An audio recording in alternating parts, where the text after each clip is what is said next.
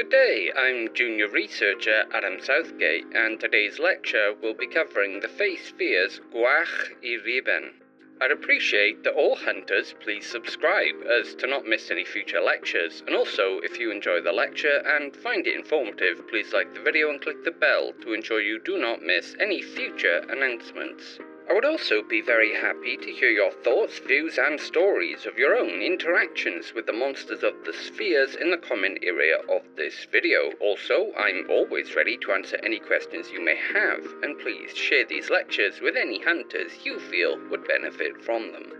So, to begin, as always, we'll start with our general announcements. Firstly, I'd like to thank Hunter Unbound Paradigm and Hunter Blue Wrap for their work in the investigation of the Powers burnt circle. Though the cause of the anomalous fire was inconclusive, some interesting details were discovered. The Celtic knots found etched in the rock at the site, while not directly linked to the fire, were used to conduct some kind of unknown ritual. These stones have been collected and are being studied by Order researchers. Along with this, the two hunters also discovered the burnt remains of a great many Fae wisps at the site. These were initially thought to be simply ash from the fire, however, mixed into the ash were fine granules of wisp crystal. Something definitely odd happened at the site, but for now all we can do is speculate as to what.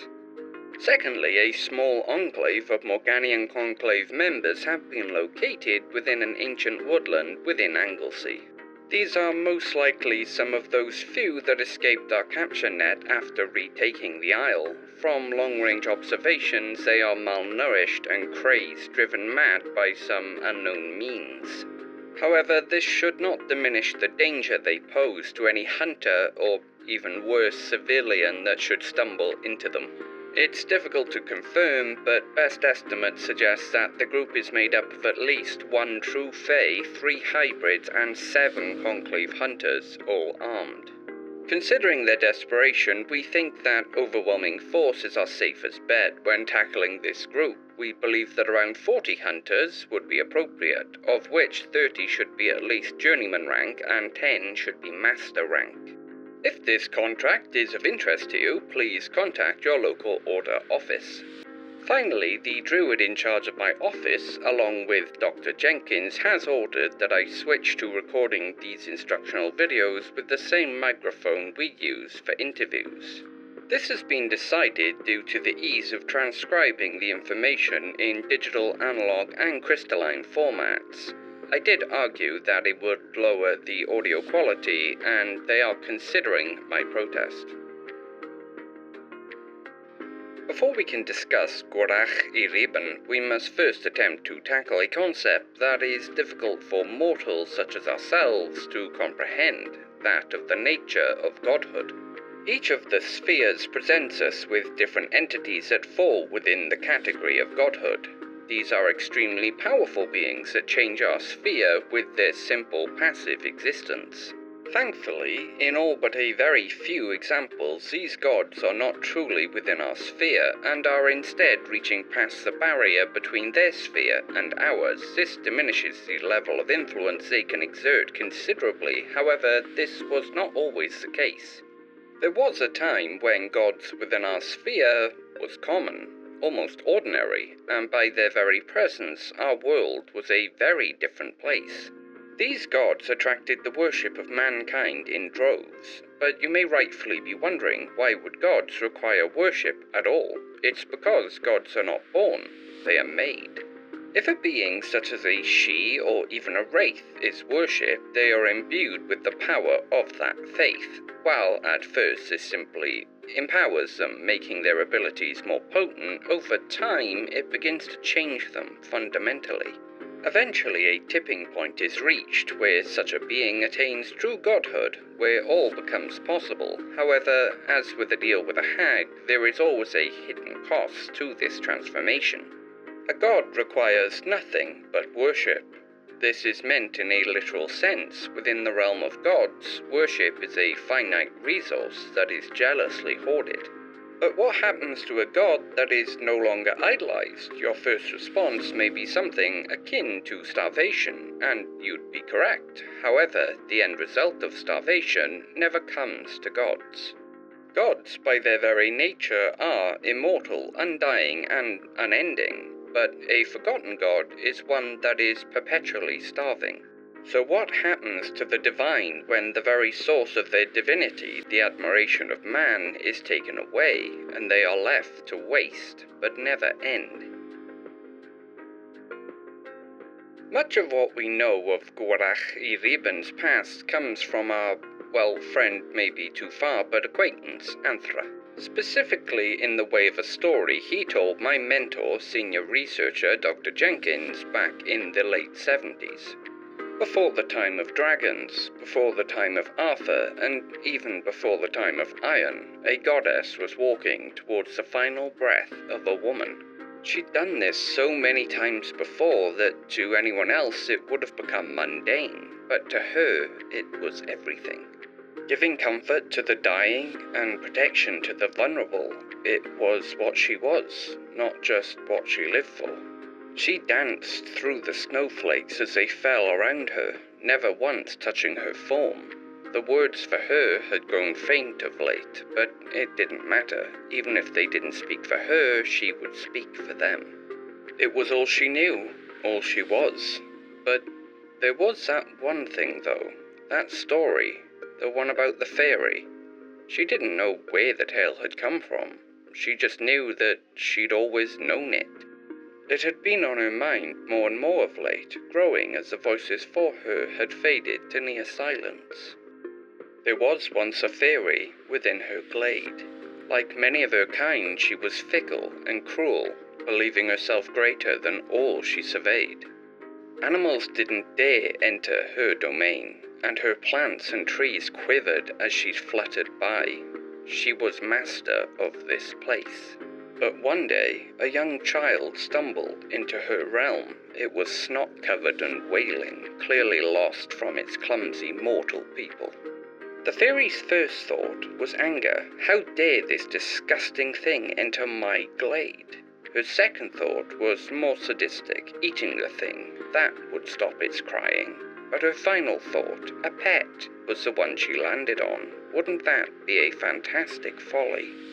A week passed and the fairy was ready to return to her second thought once again. The thing was loud, messy and grabby. More than once it had tried to reach out for her wings. Just as she was readying to rid the world of this infuriating little mortal, a large one entered her glade. The larger one, a male if she guessed correctly, scooped up the loud and messy one into his arms, squeezing it tightly to his chest as water leaked from the oaf's eyes. It looked up at her, babbling words in some guttural, unintelligible speak, begging for its and its spawn's life, she supposed. She readied herself to remove these two annoyances from this world, but a second thought struck her. If they left on their own, then there would be no mess to clean up within her glade. She spoke to them, telling them that she would be magnanimous and let them live, only by her pleasure, though if they understood was anyone's guess. Before the two left, the large one gathered stones from around her glade. This filled her with a paralyzing rage, which only intensified as the mortal began stacking them beneath one of her trees. She flew at the man ready to kill, but then she saw what the man had truly done. Instead of a pile of rocks, it was a little shelter made of stones, now completely unfit for one as brilliant as her, but it showed reverence. She let the pair leave. She was going to destroy the little building, but somehow never got around to it. Days later, though how many she could not say, as such things were beneath the notice of a fae, the large mortal returned, carrying a small pouch of something. The fairy watched with bemused interest, hidden within one of her many trees, as the large oaf, as carefully as his clumsy hands could manage, emptied the pouch into the little shelter. After he'd left, she approached the thing, to find it filled with bright blood-red berries. What an odd thing to do, she thought to herself. They were not nearly fit for her to consume, so why did he bring them? Again, time passed, and the man returned. He found the little shelter empty, and so filled it once more, this time with cuts of meat. This continued so often that the fairy couldn't help but be fascinated. Yes, she thought about eating the man or turning him into something unpleasant, but then who would bring her the food? Then one day, the man did not come. It had been happening for so long that she had begun counting the days, and he had definitely missed a day. Her anger was palpable. How dare he not come? It's what he's supposed to do, she caught herself thinking. But why did she care? He was just a mortal, after all. When the man finally returned, she flew at him in her fury. But before she reached him, she saw the man fall to the ground. She looked at him, truly for the first time since he came to collect the little loud one. His face had creased, covered in deep lines, his hair had turned the white of snow, and his eyes had greyed. He was doing what came so naturally to mortals. He was dying. Now, Fae die too, that's true. However, it's typically something that someone does to you, and not something that just happens, like with men. As the large man lay on the ground, groaning in pain, the fairy expected him to try to stand up. But instead he reached out his shaking arm towards the little shelter to place one last pouch beneath its small stone roof. Of course, he's doing the more important thing first, the fairy thought. Now he'll stand up and go back to the other large people. But the old man couldn't stand, and just lay there. The fairy, for the first time, was concerned for someone who wasn't herself. Still furious, however, her being placed in this position, but still concerned nonetheless. She made herself big enough to help the old man home. He mumbled things in his coarse, grumbly language, but as to what he was saying, the fairy still couldn't tell. Why the goddess kept thinking of this odd little tale was beyond her, but she supposed it wasn't important as she entered the old woman's home. She would sit by her bed and listen as she spoke to her in her strange, guttural, grumbly language. She didn't know exactly what was being said, only that the words were for her. In return, she spoke words of comfort to the old woman as she passed, and the reflection left her eyes. A cold feeling washed over the goddess then, one she felt was coming, but one she had hoped wouldn't arrive so soon. The old woman was the last who spoke for her. There was none left now, but it didn't matter. She'd keep speaking to them. She'd warm the infant baby and give comfort to those whose bodies were failing. After all, it's all she was. Gwrach Y Rhibyn is what happens when a god is starved of belief. Whether the tale told to us by Anthra is true in events is not important, as it's true in substance. This is how most gods starve. It is not dramatic, they are just forgotten by man. Today, Gwrach Y Rhibyn resembles the decaying corpse of a fey woman. Her limbs have become distended, her flesh has turned sickly, the colour of rotting meat. And sadly, the decay is not only skin deep. She no longer remembers what she was. As she was forgotten by man, so too has she forgotten herself. Her name, whatever it was, is long since lost to time. The name we give her now is more recent of a construct created by people attempting to explain the monstrosity that they've seen. She still attempts to fulfill her role, however the details have been stripped from her. She has been noted screaming the names of those who are about to die as she passes over villages, and much worse, she steals babies from their cribs in the dead of night. She does not intend harm upon these children, however this is often the outcome of her actions. She has been observed holding these babies within her hands, staring at them intently, as if trying to remember what she is supposed to do. She will do this for days, if not weeks, to obvious results without our intervention. Just like in the story, she is incapable of understanding our words, though now it is due to a true inability, her having degraded well beyond the threshold for speech rather than a difference in language. We think that she, on some base level, truly does wish to help people. However, her ability to do so is utterly gone at this point, and now she is only a threat to mankind, whether intended or not. As an entity, she is unkillable and unharmable, the vestiges of her godhood protecting her, even if it is against what she would want if she could understand what she's become.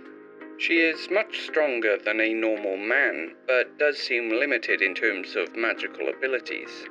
Her first action upon a threat revealing itself to her is to simply run, though now with the use of her bat-like wings. She will, if cornered by those attempting to do her harm, as futile as that is, attack her persecutors to devastating effect, ripping them apart with her unnatural strength and sharpened thorn-like teeth. Even then, though, after the battle she will weep over the bodies of those she has slain, even attempting, if ineffectually, to piece these bodies back together. But, as hunters, what should you do when called upon to deal with Gwrach Y Rhibyn? Even in her severely diminished state, she is still technically a divine being, and as such impervious to any harm. Our only recourse then is to attempt a diplomatic solution, as bizarre as that sounds when talking about a being that has lost nearly all sense of self.